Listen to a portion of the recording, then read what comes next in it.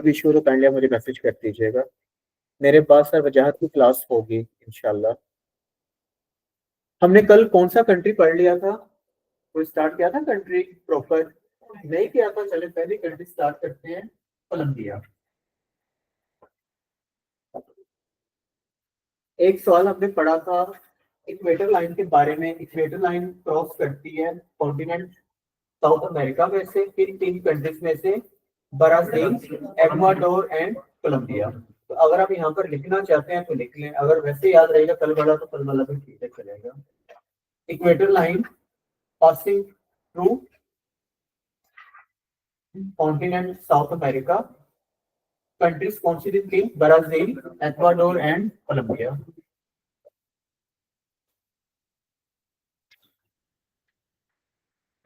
Clear है? Colombia का capital है Bogota, BOGOTA, Bogota.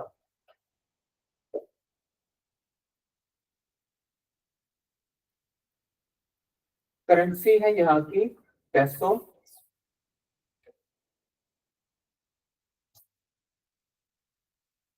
Parliament name है यहाँ की कांग्रेस।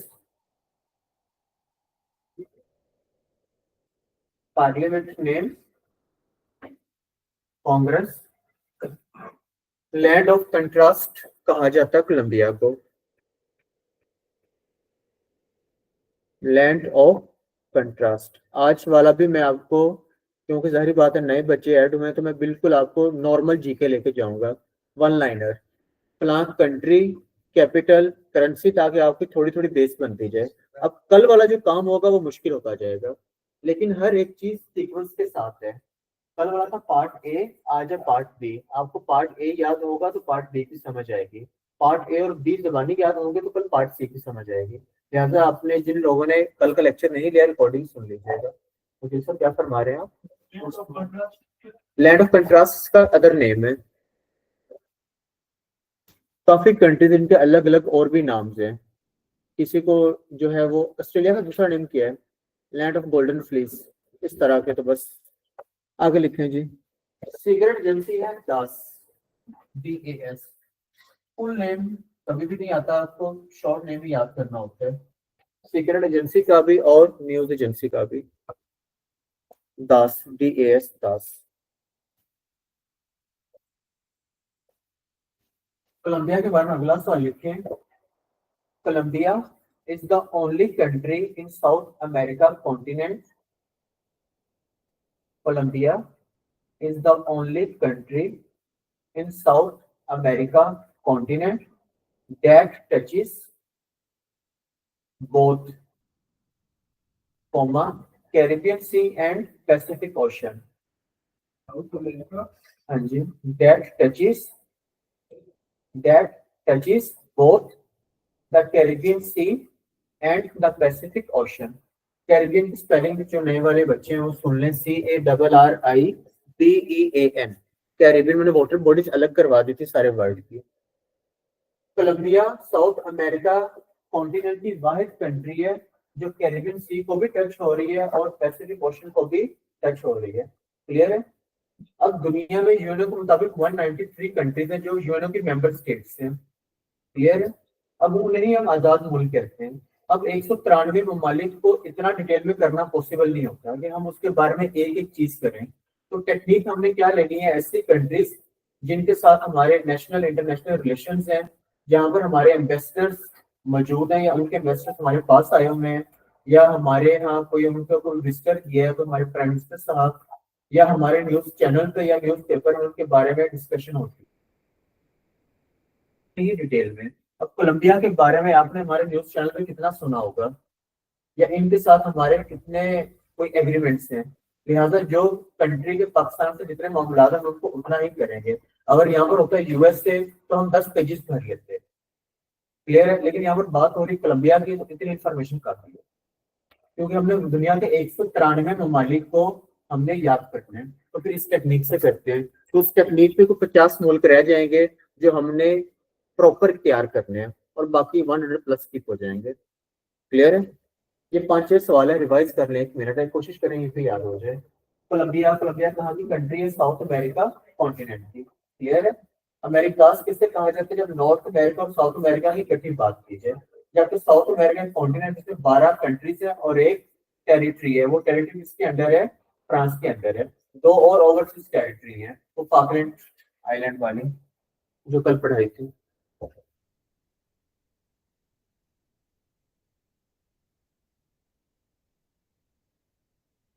रिवाइज कर लेंगे। जीके को अगर आप लाइट लेंगे ना तो जीके आपको बड़ा टफ टाइम देगा, पूरा सब्जेक्ट बन जाएगा आपकी। वन पेपर एमसीक्यूज में तो जीके का मतलब है 10 किताबें, 10 कॉन्टेंट्स, पूरी 10 किताबें। इंग्लिश अलग से, मैथ्स अलग से, कंप्यूटर अलग से, उर्दू अलग से, करंट अफेयर्स अलग से, Pakistan studies, history, Pakistan affairs, 3 चीजें बनती हैं वो अलग से, स्पोर्ट्स अलग से, इंटरनेशनल ऑर्गेनाइजेशन अलग से, प्राइजेस अलग से, फेमस नेशनल इंटरनेशनल पर्सनैलिटीज अलग से, बुक्स उनके राइटर्स के नाम अलग से, जियोग्राफी वर्ल्ड मैप अलग से, बड़ा लेंथी एंड सेंटी करने वाला पेपर हो जाता है। एक और कंट्री देखते हैं, Venezuela.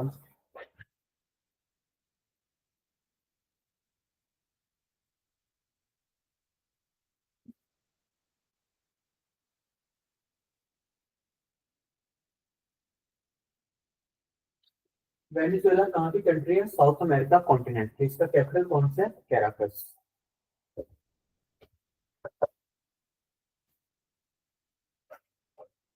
Parliament name national assembly. मैं कम लिखूंगा ताकि हम लोग ज्यादा काम कवर कर पाए। Venezuela is a south American country, मतलब साउथ अमेरिका कॉन्टिनेंट में। इसका कैपिटल है कैराकस, CARACUS। Parliament name national assembly.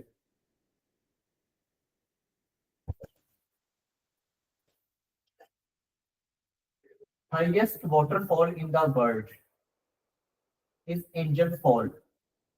Waterfall कहते हैं आबशार को।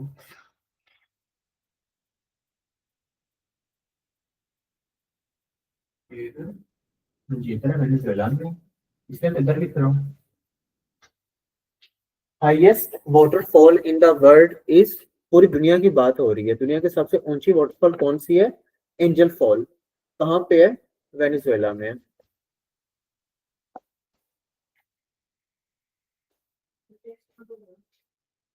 टेस्ट जो है ना वो जल्दी टेस्ट बड़ा मेरे मोबाइल में मौजूद है, लेकिन बजाज साहब की तरफ से अभी उन्होंने कहा है कि नए बच्चे ऐड हो गए, वो जो डॉक्टर अर्जुन से पढ़ रहे थे, लिहाजा जो है ना टेस्ट एक बार स्किप कर दिया ताकि उनकी प्रॉब्लम ना हो। टेस्ट मेरे मोबाइल में बना हुआ है। तो इसकी एलिवेशन है 3212 फीट। चढ़ाई कितनी है? 3212 फीट। कभी कभी भी पूछ लेता है मीटर्स में भी। 979 मीटर्स बनता है, 979 मीटर्स। तो दोनों तरह से हमें जो है वो ऊंचाई याद करनी पड़ती है। आपने कभी नोट किया होगा माउंट एवरेस्ट के बारे में सवाल आते हैं, कभी फीट में पूछ लेता है, कभी मीटर्स में।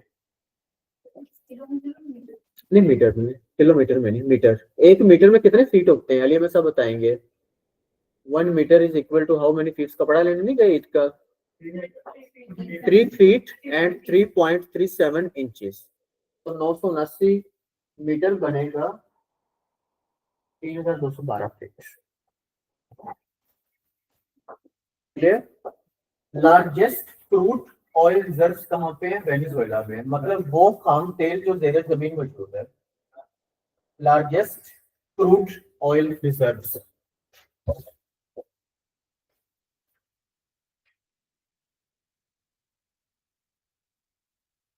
क्रूड ऑयल रिजर्व्स सबसे ज्यादा किस कंट्री में मौजूद है?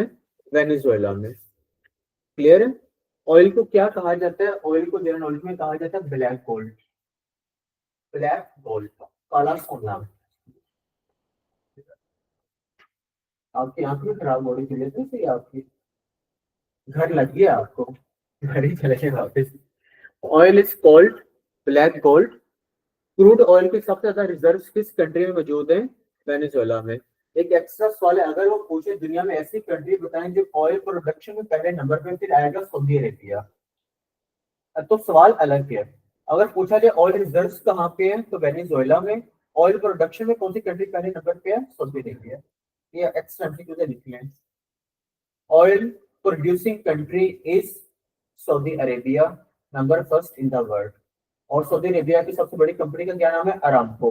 अब अरामको के नाम से लाहौर में पेट्रोल पंप्स जो है वो नए आ रहे हैं।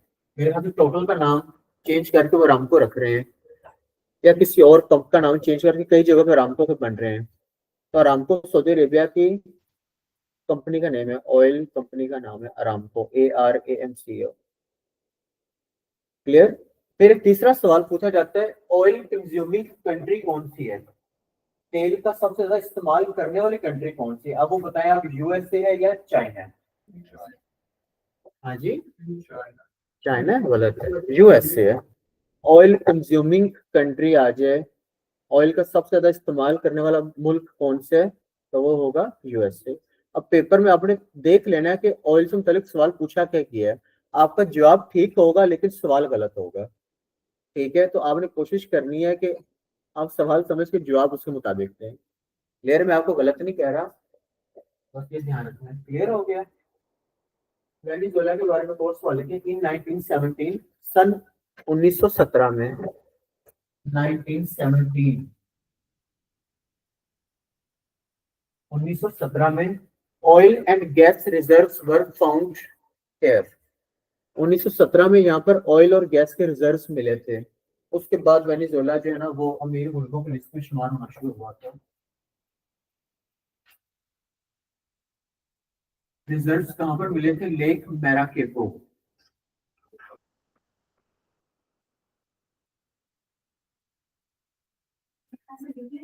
हाँ, यहाँ पर रिजर्व्स मौजूद हैं। 1917 में यहाँ पर रिजर्व्स डिस्कवर हुए थे ऑयल एंड गैस के, लेक मैराकेबो पे। तो कभी सवाल आ जाए लेक मैराकेबो कहाँ पे है? वेनेजुएला में। इट्स एक्चुअल अ बे, असल में एक बे है। बे क्या होती है? आप जहाँ कहीं भी बैठे हैं, मिसाल दे रहा हूँ, आपकी क्लास के अगर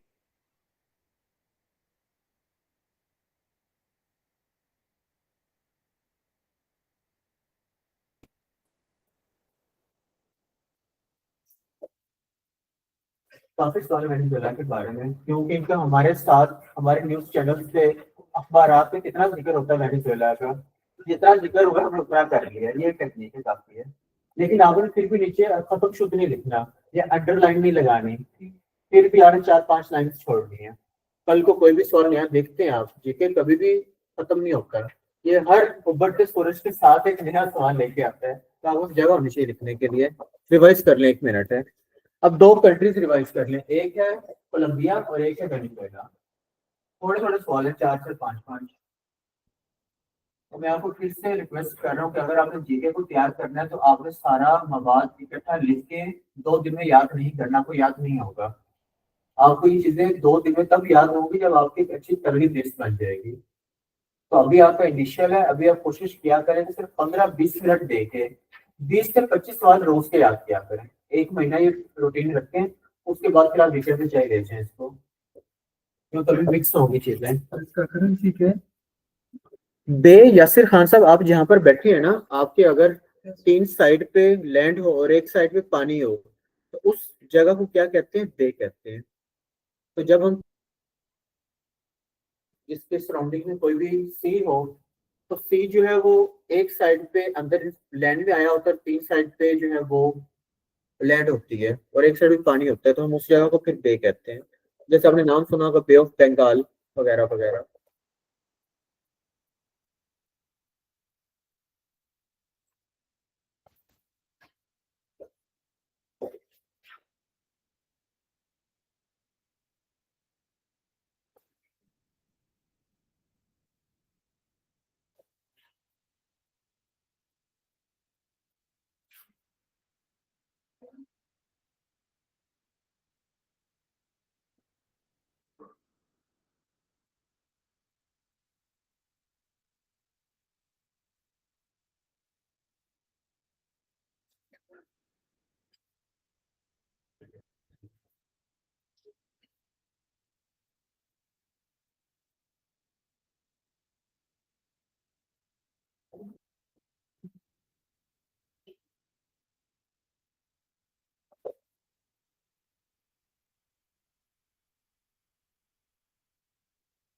कॉफी का कौन शौकीन है यहाँ पे कॉफी पीने का?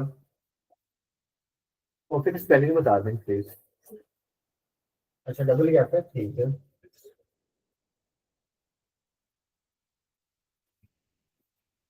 चलिए यहाँ से स्टार्ट कर लेंगे।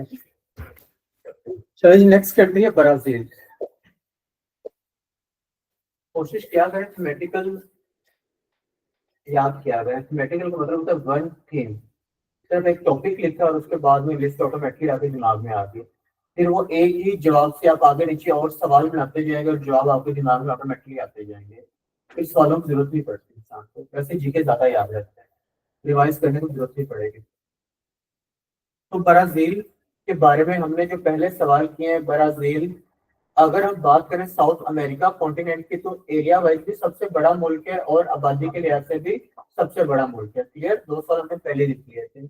तीसरा सवाल था ब्राजील ने साउथ अमेरिका कॉन्टिनेंट का कितने परसेंट एरिया कवर किया हुआ है? 50%। तीन सवाल हो गए।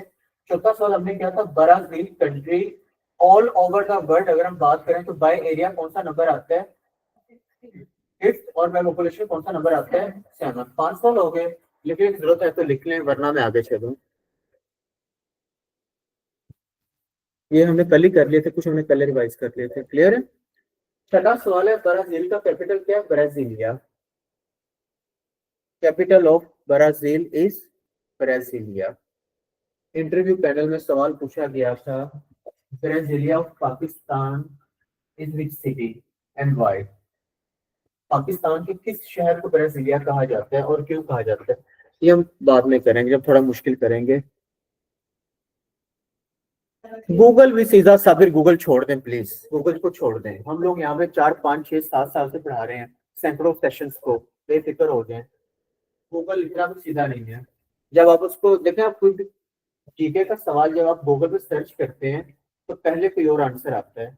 जब आप उसको थोड़ा डीप सर्च करेंगे तो ऑटोमेटिकली आंसर चेंज होता जाता है। फिर वो कैटेगरीज में जाना शुरू कर देते हैं। जैसे आप सपोज आप लिखेंगे ना top 10 islands in the world, तो आपको वो 10 तरह की लिस्ट देगा। आपने उसको प्रॉपर गाइड करना होता है कि आपको आइलैंड किस हिसाब से चाहिए, हनीमून पैकेज के हिसाब से चाहिए आपको, या आपको डूबने के लिए चाहिए, या आपको एरिया वाइज चाहिए, आपको पॉपुलेशन वाइज चाहिए। तो जब आप उसको प्रॉपर हिदायत देंगे ना तो फिर आपको एग्जैक्ट आंसर देगा। आप लिखे, चलें ठीक है, उस आपको समझ आ जाएगी। तो बेफिक्र होकर हमारी बात मान लें, परेशान ना होइए। तो old capital of Rio de Janeiro Brazil का था। ठीक है, तो कभी सवाल आ जाए कि ब्राजील का पुराना कैपिटल क्या था? Rio de Janeiro. Old capital of Brazil was Rio de Janeiro. Clear? JANEIRO। Rio de Janeiro is a port city, एक बंदरगाह वाला शहर है, पोर्ट सिटी। वैसे ही अगर आप सर्च करेंगे दुनिया में सबसे बड़ा सी कौन सा है तो आपको गूगल आंसर करेगा फिलिपाइन सी। लेकिन हम पास पेपर पिछले 20 साल के भी पढ़ लेंगे, 2010 का जो पेपर पढ़ लेंगे तो वहां पर सवाल लिखा होगा साउथ चाइना सी। फिर आप कहेंगे अब ये क्या है, बुक्स में साउथ चाइना सी है, गूगल कह रहा है फिलिपाइन सी। फिर आप जब आप और डिटेल पढ़ते जाएंगे तो पता चलेगा वही साउथ चाइना सी फिलिपाइन वाले फिलिपाइन सी कहते हैं। बस सी वही है। हालांकि वहाँ की समय, हालांकि पेपर ऑप्शन आते नहीं फिलिपाइन सी के, कभी भी नहीं है साउथ चाइना सीरीज का ऑप्शन। तो वो आपको इन चीजों का पता चलेगा वक्त के साथ साथ, अभी नहीं। क्लियर है। नेक्स्ट सवाल हमने पढ़ा था सो पोलो शहर जो साउथ अमेरिका कॉन्टिनेंट का सबसे बड़ा शहर है by area and by population too. Clear, ये हमने सवाल कल ही लिख लिए थे। साओ पोलो का दूसरा नेम है सेंटोस। आपने मेंटोस खाई होगी, दिमाग की बत्ती जला दे, कमर्शियल सुना होगा आपने। तो सेंटोस का, वो मेंटोस को सेंटोस से रिलेट कर लें तो साओ पोलो को क्या कहा जाता है? सेंटोस भी कहा जाता है। और किस किस के लिए फेमस है? ये कॉफी पॉट के लिए। कॉफी की बंदरगाह ये बड़ी मशहूर। Santos is famous for coffee pot. Clear. अब यहाँ से सवाल अगला निकलेगा, ब्राजील कॉफी की प्रोडक्शन में पहले नंबर पे है। दुनिया भर में कॉफी प्रोडक्शन में ब्राजील नंबर 1 पे है। ये जो रेकर्ड्स होते हैं कंट्रीज के किसी भी चीज की प्रोडक्शन में हर साल के बाद चेंज होते होंगे और होते भी हैं। लिहाजा आपने इन सवालों को अपने नोट्स में हर साल बाद अपडेट करना है, ठीक है, इनमें चेंजिंग आती रहती है। तो कॉफी प्रोडक्शन में ब्राजील पहले नंबर पे है। क्लियर। पास्ट पेपर्स मैंने आप लोगों के लाजमी लगवाने हैं जनरल नॉलेज के लिए। तो उसमें आप लोग पढ़ेंगे अर्जेंटीना के बारे में। अर्जेंटीना मीट प्रोडक्शन में पहले नंबर पे था, लेकिन अब नहीं है। अब पूरी दुनिया में मीट प्रोडक्शन में ब्राजील पहले नंबर पे है। तो मीट प्रोडक्शन में, मीट प्रोड्यूसिंग कंट्री में ब्राजील पहले नंबर पे जा रहा है। अब हलाल हो या हराम हो वो बात की बात है। मीट प्रोडक्शन कंट्री में ब्राजील नंबर 1 पे है इस टाइम, लिख लें गलती से। ये आपको सरकार नोट्स नहीं मिलने हैं, ये नोट्स मुझे बनाने में 7 साल लगे हैं, ठीक है। अगर आपको लगेगा ना तो आपको एक बुक में इतना कुछ मिल जाएगा, इम्पॉसिबल है। ये आपको नहीं मिला, मुझे 7 साल लगे इन सारी चीजों को कलेक्ट करने में। तो 2010 के पेपर्स को रगड़ने में, याद करना तो लफ्ज ही नहीं है, रगड़ना।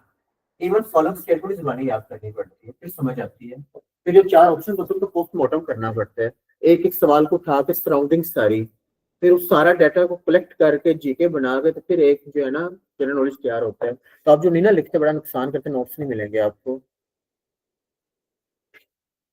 सैयद ये वन में करेंसी होता है। यहाँ पर सिंपल लाइन होती है, which country is number 1 in meat production. Answer CSS के स्टाइल में डील नहीं कर सकते, वहां पर वाई वेयर इस तरह के हाउ वाले सवाल नहीं होते। सिंपल वन लाइनर सवाल, 4 ऑप्शंस। ऑप्शंस होंगे एक फुटबॉल, एक खरबूजा, एक गेंद और एक तरबूज, बिल्कुल सिमिलर। तो एग्जैक्ट आप याद करते हैं। क्लियर है। अगला सवाल लिखते हैं जी। ब्राजील का एक और रिकॉर्ड ये है कि 5 times FIFA world cup winner है। फीफा फुटबॉल का 5 टाइम्स विनर।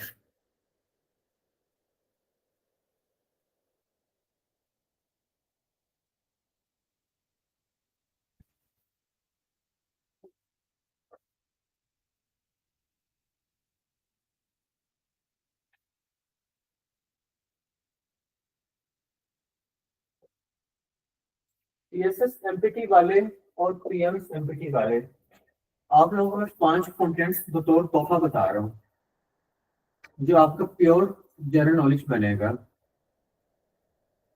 अगर आप लोग वन पेपर एफपीएससी या पीपीएससी की तरफ नहीं गए और आप लोग रहे कि हमने सिर्फ सीएसएस और पीएमएस ही करने हैं, तो आपने एमपीटी तो लाजमी देना है। तो अपने 5 कंटेंट्स दोबारा से लिख लें। पहले नंबर पे स्पोर्ट्स, जो मैंने सवाल अभी लिखवाया है फीफा वर्ल्ड कप के बारे में, तो आपने इसका पोस्टमार्टम करना है। कम से कम आपको 50 सवाल इसके बारे में सर्च करने होंगे। सवाल ना लिखिएगा, सुन लें अभी सिर्फ। फीफा का आगाज कब हुआ? फीफा स्टैंड्स फॉर, फीफा का हेडक्वार्टर है तो कहाँ पे है? फाउंडर कंट्रीज थी तो कौन सी हैं? करंट मेंबर कंट्रीज हैं तो कौन सी हैं? अब तक टोटल कितनी फीफा हो चुकी हैं? पहला फीफा वर्ल्ड कप कहाँ पे हुआ?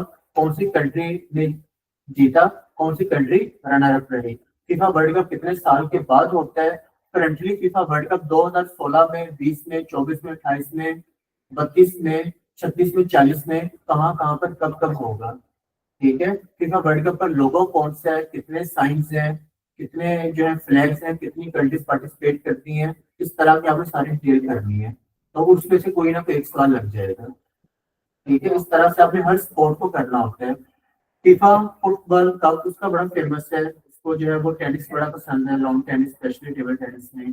उसको जो है वो क्रिकेट बहुत पसंद है। इस तरह से काफी स्पोर्ट है, हम वक्त के साथ साथ आता जाऊंगा। तो मेरे आपका कंटेंट है, पहला काम स्पोर्ट्स, दूसरे नंबर पे है इंटरनेशनल ऑर्गेनाइजेशंस जैसे यूएनओ, सार्क वगैरह वगैरह वगैरह। तीसरे नंबर पे नेशनल इंटरनेशनल पर्सनैलिटीज।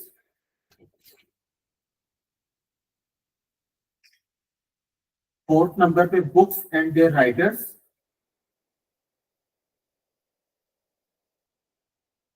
और पांचवें नंबर पे prizes. Prizes like Nobel prize, Lenin peace prize.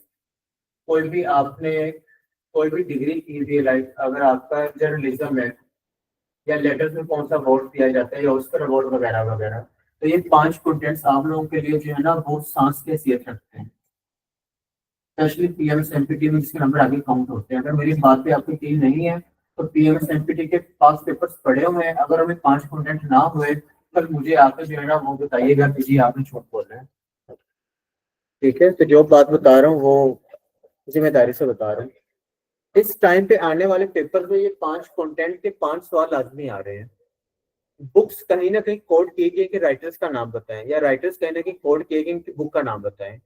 किसी ना किसी इंटरनेशनल ऑर्गेनाइजेशन के बारे में सवाल पूछा गया है, यूएनओ के बारे में पूछा गया, यूएनओ का चार्टर डेट किया है, या यूएनओ इन्फोर्स कब हुई, या पाकिस्तान ने यूएनओ कब ज्वाइन किया, या पाकिस्तान यूएनओ ज्वाइन करने वाली कौन सी कितने नंबर पे कंट्री थी, या पाकिस्तान यूएनओ का non permanent member security council का कब बना, अब तो रिसेंटली भी बना है, तो उसका नंबर कौन सा है, 10वां है या 11वां है। इस तरह सार्क भी है, ओआईसी भी है, एससीओ भी है, ठीक है, यूरोपियन यूनियन भी है, अफ्रीकन यूनियन भी है, G20 भी है, और ढेर सारे 25-30 प्लस है, ऐसा समझे। पर्सनैलिटीज तो फिर बहुत ही ज्यादा है, हर कंट्री में कहीं ना कहीं कोई ना कोई पर्सनैलिटी है, उनके बारे में सवाल आ जाते हैं। अगर आप पाकिस्तान की बात ही करें तो मलाला यूसुफ के बारे में कितनी दफा सवाल आए हुए हैं, ठीक है, 8वीं दफा मुझे नहीं लगता। तो इस तरह से ये 5 कंटेंट लाजमी लिख लें, मैं आपको नोट्स शेयर करूंगा, आप साथ साथ जो है ना वो करते रहेंगे। ये मैं मिस इजा तब पढ़ाऊंगा जब आप लोगों का वर्ड मैप थोड़ा स्ट्रॉन्ग हो जाएगा। वर्ड मैप की बेस के बगैर मैं उन चीजों को इकट्ठा नहीं पढ़ा सकता, लेकिन अगर आप लोग चाहेंगे तो नोट्स भेज दूंगा, लेकिन नोट्स अपडेटेड आपको करने पड़ेंगे वक्त के साथ साथ। जीके के नोट्स आज बन गए हैं ना, तो आज रात तक ही वो जो है ना वो अपडेटेड है।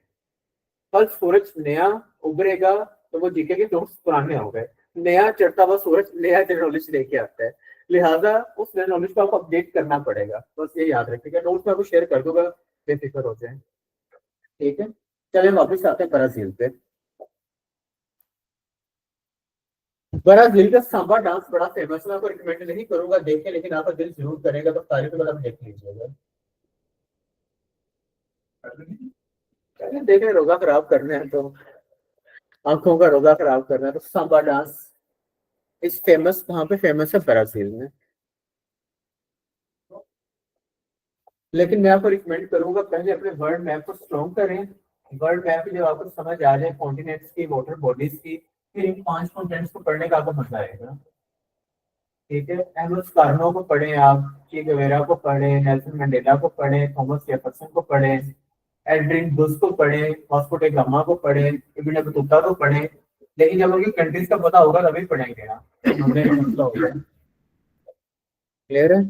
आगे बस एमपीटी वाले के पास अच्छा खासा टाइम है, 4-5 महीने हैं, परेशान ना हो।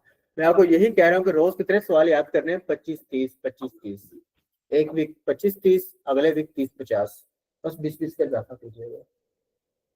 Alcohol is used as a fuel in Brazil. Alcohol is used as a fuel, भाई साइंस है, उनसे पूछें क्यों, पेपर में सवाल आया हुआ है, पास पेपर्स में है ये। Alcohol is used as a fuel in Brazil. पता नहीं भाई मुझे, फ्यूल गाड़ियों वाला भी दूसरा है, दूसरा फ्यूल कौन सा होता है? आग लगाने के लिए। गाड़ियों वाला, कैंप वाला। रिकॉर्डिंग होती है बस साहब, आप अली अहमद से अली अहमद कुर्द ना बने प्लीज, आप अली अहमद एडवोकेट ही रहे। Praia de Cassino is a beach, one of the longest beach in the world. मैं आपको ये नहीं कह रहा कि दुनिया की लंबी बीच है, क्योंकि सवाल चेंज हो जाएगा। One of the longest beach in the world, clear है। प्रेया डी कैसिनो की लैंग्वेज में 150 माइल्स लॉन्ग है ये। आसान आसान से मजे मजे के सवाल होते हैं जीके में, पता नहीं क्यों लोग परेशान होते हैं कि जीके आ गए। असल में सीएसएस वाले और एमपीटी वालों का जो है ना वो सब्जेक्टिव पढ़ पढ़ के याद करने का तरीका और तरह से होता है, तो बस तरीका थोड़ा सा चेंज करना पड़ेगा। जब आप पंजाब पुलिस में गए कभी दौड़ने के लिए, तो वहां पर कहते हैं भागो 1 मील भागो, 1 mile is equal to 1.6 kilometre, और पाकिस्तानी कैलकुलेशन बड़ी गलत होती है, 1.8 किलोमीटर भागना होता है 100 कदम ज्यादा, लेकिन एक्चुअल है 1 मील बराबर है 1.6 किलोमीटर के। क्लियर। अगर आप लोग सफर करके आए अकेडमी में 1 किलोमीटर तो आप कितने मील चल के आए? 0.62 माइल। ये कैलकुलेशन जुबानी याद कर लें। जी ठीक हो गया जी मिस पूनम, इतना औखा कौन याद करे, रिवाइज कर लें।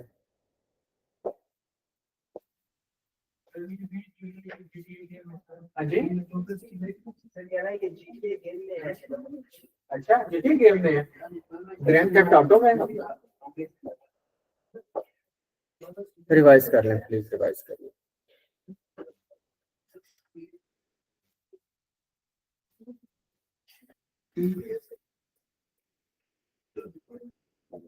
ये तो हमने सवाल लिखे हैं नहीं।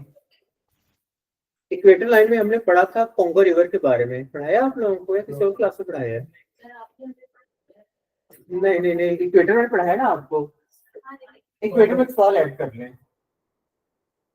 इक्वेटर लाइन पे एक ऐसा रिवर है जो इक्वेटर लाइन में 2 दफा क्रॉस करता है, ये पेपर में सवाल आया हुआ है काफी दफा। उस रिवर का नाम है Congo river.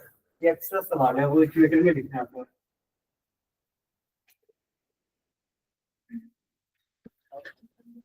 Congo river, other name is Zaire river, crosses the equator line twice. ये लिखा हुआ है। कोंगो कहते हैं ना, कोंगो कॉन्ग्रेचुलेशन को भी खा जाते हैं दुख के मारे, जिसको कॉन्ग्रेचुलेशन कहना पड़ेगा, तो कहते हैं कोंगो। कोंगो रिवर, इस तरह की कहानी बनानी पड़ती ताकि आपको जीके याद हो, ठीक है, वरना अगर बुरा लगे तो माफ। Congo river, other name is Zaire river. ये रिवर कहाँ पे है? अफ्रीका का। हाँ जी, crosses the equator line twice. Equator line को 2 दफा क्रॉस करते हैं। एक दफा तो लोकेशन ही पूछ ली गई, नॉर्थ टू साउथ या ईस्ट टू वेस्ट, तो ये क्रॉस करता है नॉर्थ टू साउथ।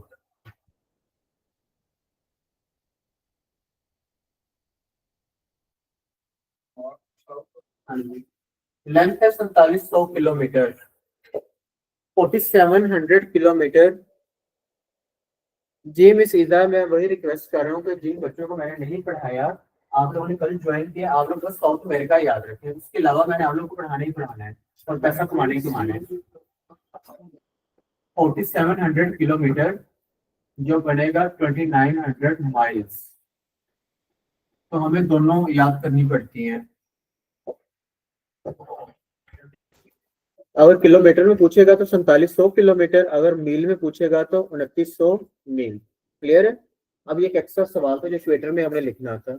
अब यहाँ पर है कोंगो हस एयरपोर्ट, तो कई बच्चे तुक्का लगाएंगे कि कोंगो, तो क्या आंसर लगाएंगे आप लोग? अफ्रीका की कंट्री, या फिर कोंगो हस एयरपोर्ट कहाँ के है? ब्राजील का। ब्राजील किस कॉन्टिनेंट में आता है? साउथ अमेरिका में। तो वहां पर तुक्का लगाने के लिए भी जो है ना बड़ी अक्ल का इस्तेमाल करना है। तो कोंगो हंस का हंस उठा के सिर्फ कोंगो लगा के वो कोंगो सोच के अफ्रीका में ना फंस जाइएगा। तो Congonhas airport is in Brazil.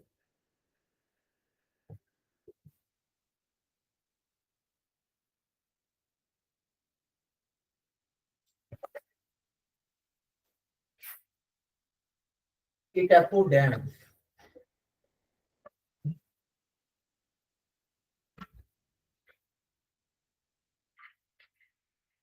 लेकिन इटापू डैम, डैम का पता क्या होता है? चलें ठीक है, अल्हम्दुलिल्लाह। ये फॉर्मूला है, लेकिन हमें फॉर्मूला पे नहीं रहना। ये लोग अब कहते हैं पाकिस्तान बार कौन से, ये नहीं कहना। Itaipu dam is located on the boundary of PB. यहाँ पर PB stand for Paraguay and Brazil. P से बोलीविया भी बनता है और पी से पेरू भी बनता है, और दोनों कंट्रीज ही साउथ अमेरिका कॉन्टिनेंट की हैं। तो आप लोग बराए मेहरबानी पूरा नाम लिखेंगे, P stand for Paraguay, P stand for Brazil, क्योंकि वहां पर ऑप्शन होगी पेरू की भी और बोलीविया की भी। ये टैपू डैम है, यहाँ पे लोकेट करता है दो मुल्कों की बाउंड्रीज पे। कौन से दो मुल्क? पीबी। अब अगर सिर्फ फॉर्मूला याद करेंगे तो फंसेंगे, क्योंकि पी से पैराग्वे भी है और पी से पेरू भी है, दोनों मुल्क कहाँ के हैं? साउथ अमेरिका के।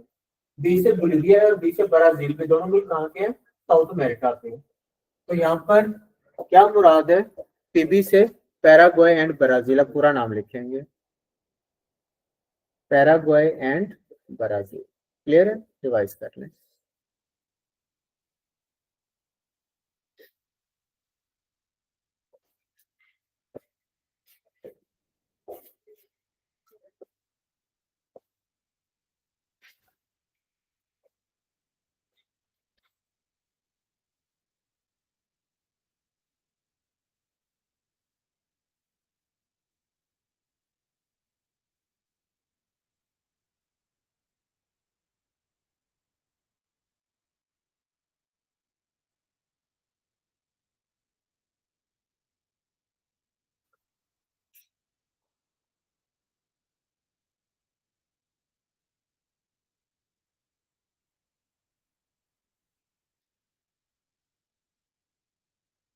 आपने जो अपने अलग नोट्स बनाने हैं उनमें कोर्स में फीफा पहले लिख लें, क्योंकि फीफा आज हमने डिस्कस किया है।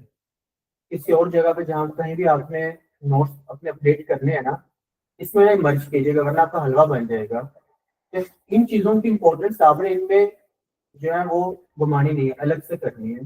तो एक अलग रजिस्टर या अलग कोई साइट ले लें जहाँ पर आपने स्पोर्ट्स की हेडिंग देनी है, और पहला स्पोर्ट आपने कौन सा सर्च करना है, फीफा। क्लियर। दूसरा, इंटरनेशनल ऑर्गेनाइजेशंस की हेडिंग दे दें, वहां पर आपने सबसे पहले क्या सर्च करना है, WSF। WSF stands for world social forum. इसकी पहली मीटिंग कहाँ पे हुई थी, 2000 में ब्राजील में हुई थी। जब आप WSF को मजीद पढ़ते जाएंगे तो आपका ये एक्सपेंड होता जाएगा कि WSF किसकी बाइबल है, WTO की, या किसके खिलाफ है, वगैरह वगैरह, वो बात की बातें हैं। वो भी नहीं बताऊंगा क्योंकि अभी आप बिल्कुल स्टार्ट है।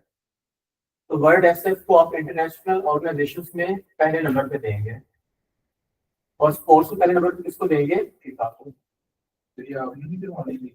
तो मैं करवाऊंगा, नोट्स भी दूंगा आप लोगों को, लेकिन वर्ड मैप के बाद अभी फिर करूंगा तो वर्ड मैप रुक जाएगा, और अलग से वो अलग टॉपिक पूरे बनते हैं ना।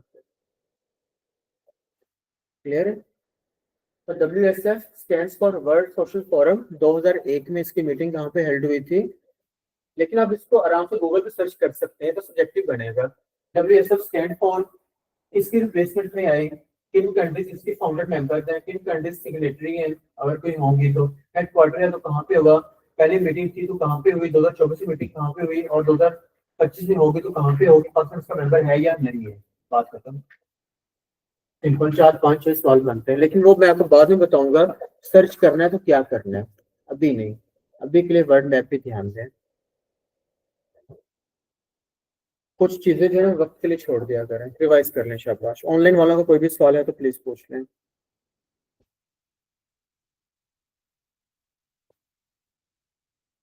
Amazon rainforest is in Brazil, also called salvas।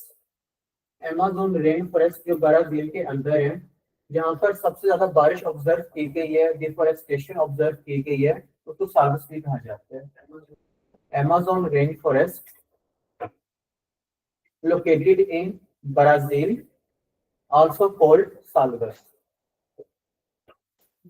साल्वस, Amazon rainforest जो ब्राजील के अंदर है, उनको दूसरा नेम क्या दिया गया है, साल्वस का। दोबारा बता दूं, Amazon rainforest को साल्वस कहा गया है। Amazon rainforest में सबसे ज्यादा बारिश ऑब्जर्व की गई है, ये सवाल आपने कल लिखा हुआ है। Deforestation at a large scale कहाँ पे ऑब्जर्व की गई है, Amazon में।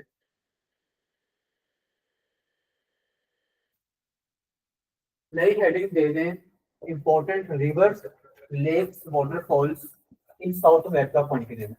अब इन 3 कंट्रीज की बात नहीं हो रही, पूरे साउथ अमेरिका कॉन्टिनेंट की बात करेंगे, क्योंकि वर्ल्ड रिकॉर्ड्स बहुत ज्यादा हैं साउथ अमेरिका कॉन्टिनेंट में। Important Capitals,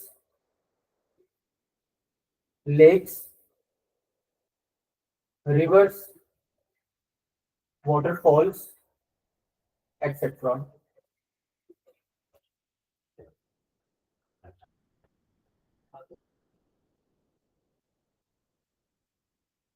clear. सबसे पहला सवाल है, वर्ल्ड हाईएस्ट कैपिटल, दुनिया का सबसे ऊंचा कैपिटल। इक्वेटर में जो क्वेश्चन लिखवाया था वो बता दीजिए। मिस फिरदौस आप 3:30 बजे पूछ रही है, मैंने 3 बजे कराती है, आपको मिस चीजें ही बताएंगी अफ्तारी के बाद। वो लिखा हुआ है, कोंगो रिवर, जिसका नाम जायरी रिवर है, क्रॉसेस इक्वेटर लाइन ट्वाइस, और इसकी लेंथ है माइल्स और किलोमीटर्स। अच्छा जी, क्या बात हो रही थी, world highest capital is Lepas. Lepas कहाँ का कैपिटल है, बोलीविया का। आगे कंट्री लिखिए, दुनिया का सबसे ऊंचा कैपिटल कौन सा है, Lepas, country Bolivia.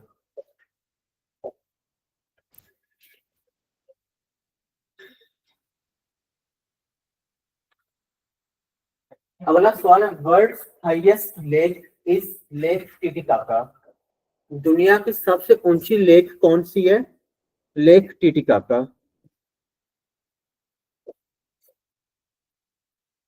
World highest lake is Lake Titicaca.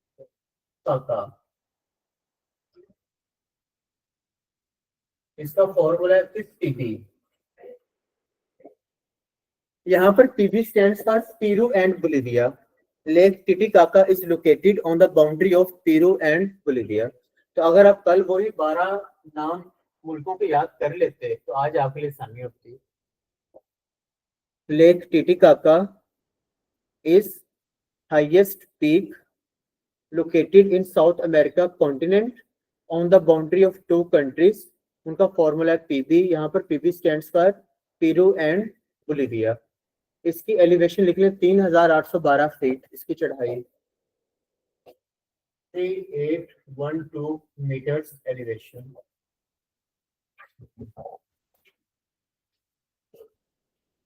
Clear.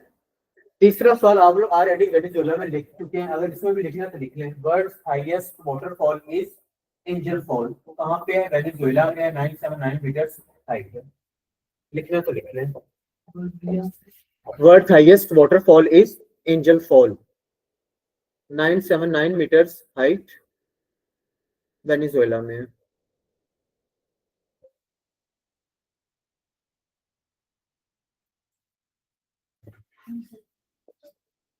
Next सवाल है वर्ल्ड्स लार्जेस्ट वाटरफॉल। अब यहाँ पर हाइट की बात नहीं है, यहाँ पर चौड़ाई की बात हो रही है। World's largest waterfall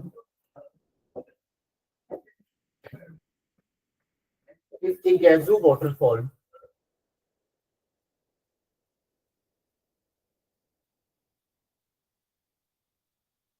Iguazu waterfall, इसका फॉर्मूला बी है। ये कहाँ पे? On the boundary of B है। B stand for Brazil and Argentina. तो मैं आपको यही रिकमेंड करूंगा कि आप लोगों ने पहले कंट्रीज के नाम याद करने हैं, बाद में फॉर्मूलाज को याद करते हैं, वरना पेपर में गलत हो जाएगा।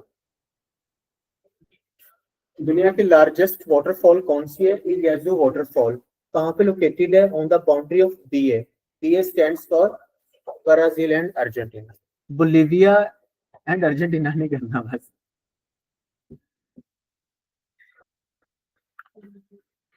क्लियर। अगला सवाल लिखिए। World's largest and second longest river in the world. दुनिया का सबसे चौड़ा और दूसरा लंबा दरिया। दो खसूसियात हैं इस दरिया की, एक है दुनिया का सबसे चौड़ा दरिया, दूसरा सबसे लंबा दरिया है। तो world's largest and second longest river in the world is Amazon. दुनिया का सबसे चौड़ा और सबसे दूसरा लंबा दरिया कौन सा है? अमेज़न। अमेज़न की लेंथ है 6400 किलोमीटर। चौड़ाई आपको नहीं मिलेगी, ज़िगज़ैग फॉर्म में होता है रिवर, चौड़ाई एक से नहीं होती, लेकिन सबसे चौड़ाई ज्यादा इसी की है। ठीक है, 6400 6400 किलोमीटर। क्लियर है। आप पास पेपर्स में देखेंगे तो इसको कहा गया फादर ऑफ वाटर, लेकिन नहीं लिखना। अब आप गूगल सर्च करेंगे तो फादर ऑफ वाटर कहा गया मिसिसिपी रिवर को नॉर्थ अमेरिका में। तो आपने बस ये सर्च करके लाना है सुबह इसको फादर ऑफ वाटर क्यों कहा गया था या क्यों नहीं कहते, ये आपने सर्च क्लास में करना है। तो पास पेपर्स में ये आंसर है कि इसको फादर ऑफ वाटर कहा गया है। इंडस को क्या कहा जाता है? फादर ऑफ रिवर्स, दरियाओं का बाप। मदर ऑफ रिवर्स किसे कहा जाता है? चाइना को नहीं, मेकोंग रिवर को जो चाइना में है, चाइना को ही कहा जाता है। क्या अली साहब क्या कर दिया आपने? ठीक है, टाइम पूरा हो गया, 2 सवाल और लिख लें बस। अब अमेज़न जो है वो ज्यादा चौड़ा दरिया है, तो इसका जो ड्रेनेज सिस्टम होगा वो भी ज्यादा चौड़ा है। मतलब घरों में जो ड्रेनेज सिस्टम होता है, जो काफी पानी जो ड्रेन होता है आगे मेन होल्स में, गटर्स वगैरह में, तो Amazon river has largest drainage basin. Amazon River has world's largest drainage, DRAINAGE, drainage basin, drainage, drainage system, DRAINAGE, drainage basin, BASIN basin, pours its water, POURS, yeah, falls into a mix into Atlantic Ocean. Pours, POURS, pours, या आप लिखें falls into Atlantic Ocean या mix into Atlantic Ocean। Amazon river का world's largest drainage बेसन है, और ये drain कहाँ पे हो रहा है? अटलांटिक ओशन के अंदर हो रहा है। सिंपल, काफी है जितना आपकी शक्लों से नजर आ रहा है, आपको जीके जो है ना तंग कर रहा है। तो मैंने आपको पहले ही बताया, आपने जीके को एक तो सब्जेक्टिव तर्क से नहीं लेके चलना, इसकी टेक्निक अलग है, सवालों की भी अलग है और जवाबात की भी अलग है।